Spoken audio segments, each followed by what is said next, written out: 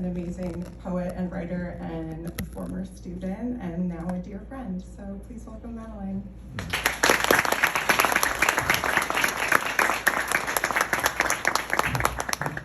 Hello. This actually is my first rodeo, so bear with me.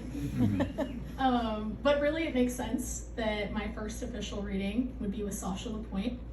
I've gotten to interact with Sasha's work on a number of levels as a student, as a friend, as a stalkerish admirer, but really as a mentor. She has taught me so much about how to tell stories. Moreover, to trust my gut and my editor faithfully. Her ability to use prose as a tangible method of storytelling is something to be admired. Within the pages of Rose Quartz is love, heartbreak, really sick burns on colonizers, Twin Peaks references, and so much more. I'm so honored to share a poem of hers today. Choosing just one of these works was a Kafkaesque task, but I ended up choosing a piece that I think so perfectly captures what I love about Sasha's work. Her ability to be a fierce goddamn poet while walking you through her life and her memories. It's something I try to bring to my work too, the courage to be authentic and long-winded and funny, even when you're serious, and to be deeply human. I think that's all we really can be. So I have the honor of reading one of my favorites of hers from Rose Quartz today, called The Canoe My Grandmother Made Me. When my grandmother hit the record button on the cassette recorder, it startled my great aunt. What is it? What does it do? It's going to capture the language, my grandmother said, to keep it. My great aunt thought about this a long while. As a child, she traveled by river, by inland waters to relatives, to bring them fish, to carry the news. She looked down at the cassette recorder and nodded. Ah, she said, this is just a different kind of canoe. The last time we ate together, we sat by a picture window overlooking the channel. She pushed fried oysters around her plate, Chardonnay pooling on white linen. As I licked the frosting, bone white from China, my mother, embarrassed, reached for the plate.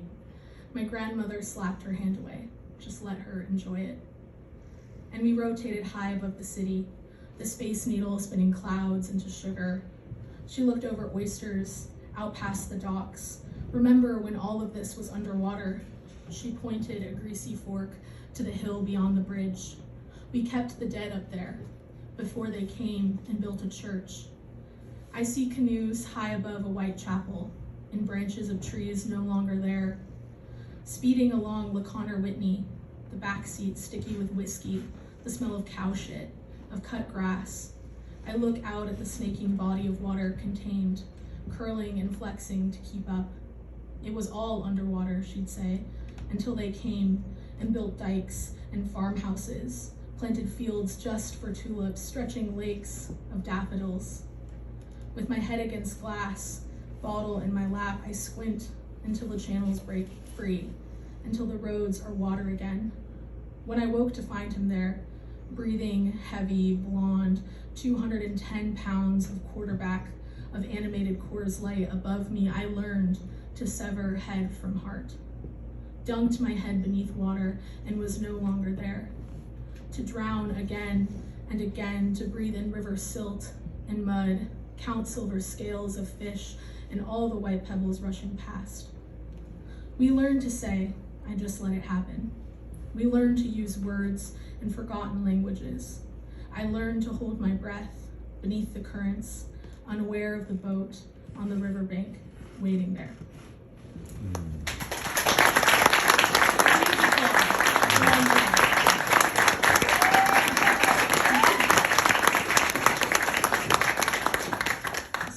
Sasha again for allowing me to read such a fierce poem and share such a beautiful story. Thank you. Shifting gears, I have the privilege of reading some of my own work today. You'll notice there was a lack of accolades in my bio. I am a rookie. And I spent a lot of time trying to think of a really brilliant way to connect my work to Sasha's. But the truth is, I'm a little bit of a young, hot mess. And Sasha's words are just wise and strong and put together and beautiful. And I don't say any of this to put myself down.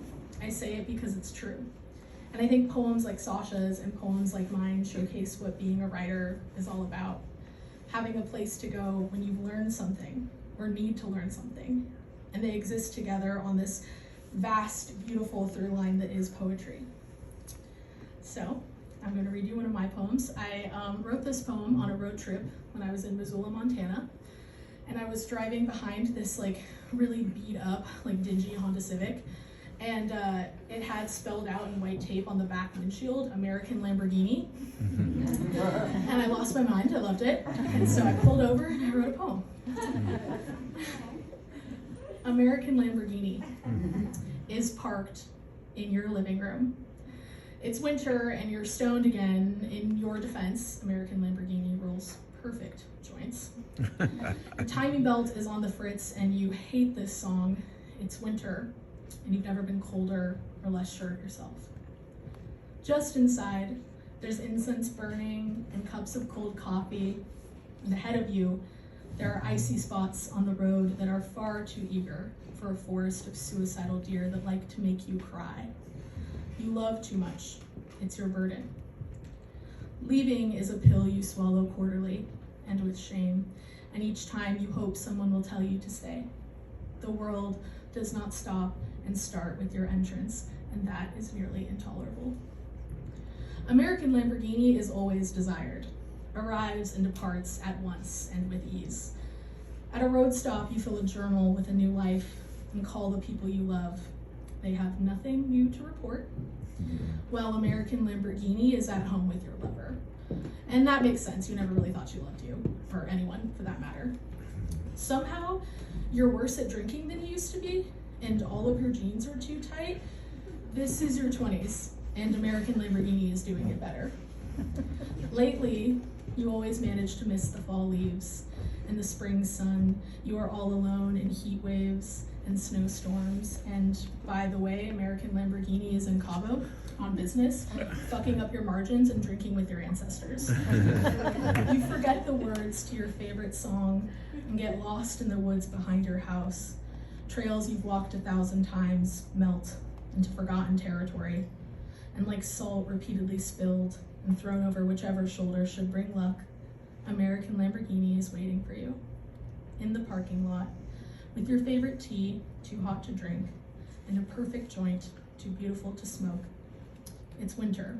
We've been here before.